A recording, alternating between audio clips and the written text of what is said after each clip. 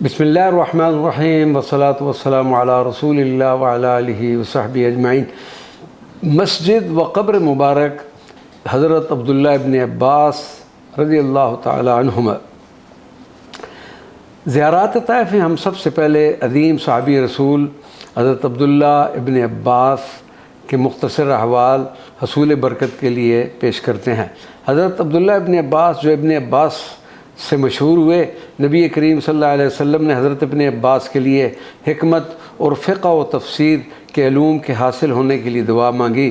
اللہم فقہہ فی الدین وعلمہ تأویل، اے اللہ اس کو دین کا فقیہ بنا اور تعویل کا علم بھی سکھا۔ حضرت ابن عباس کا مشہور و معروف لقب حبر الامہ ہے، یعنی امت محمدیہ کا بہت بڑا عالم۔ آپ انتہائی حسین و جمیل شخصیت تھے۔ سیدنا عمر فاروق رضی اللہ تعالی عنہ آپ کو کم عمری کے باوجود امور خلافت کے اہم ترین مشوروں میں شریک فرمایا کرتے تھے۔ آپ پر خوف خداوندی کا غلبہ اس قدر تھا کہ کثرت سے رونے کی وجہ سے دونوں رخساروں پر آنسوؤں کی دھار کے بہنے کی وجہ سے نشان پڑ گیا تھا۔ آخری عمر میں مکہ مکرمہ سے شہر طائف منتقل ہو گئے اور ایک روایت کے مطابق 61 یا 71 ہجری کی برس میں طائف میں وصال فرمایا۔ حضرت سعید بن جبیر فرماتے ہیں کہ میں نے حضرت عبداللہ ابن عباس کے جنازے میں موجود تھا، دیکھا کہ ایک بے مثال اور اجنبی قسم کا پرندہ آپ کی چارپائی مبارکہ میں داخل ہو کر غائب ہو گیا، اور پھر اسے کسی نے باہر نکلتے نہیں دیکھا۔ بہت تلاش کیا مگر اس پرندے کا کچھ پتہ نہ چل سکا کہ وہ کہاں گیا اور کیا ہوا۔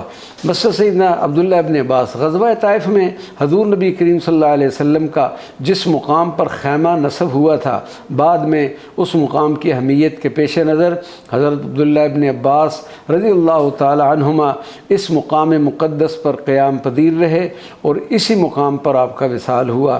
بعد میں اس مقام پر ایک مسجد تعمیر کر دی گئی جو مسجد عبداللہ ابن عباس کے نام سے مشہور ہو گئی۔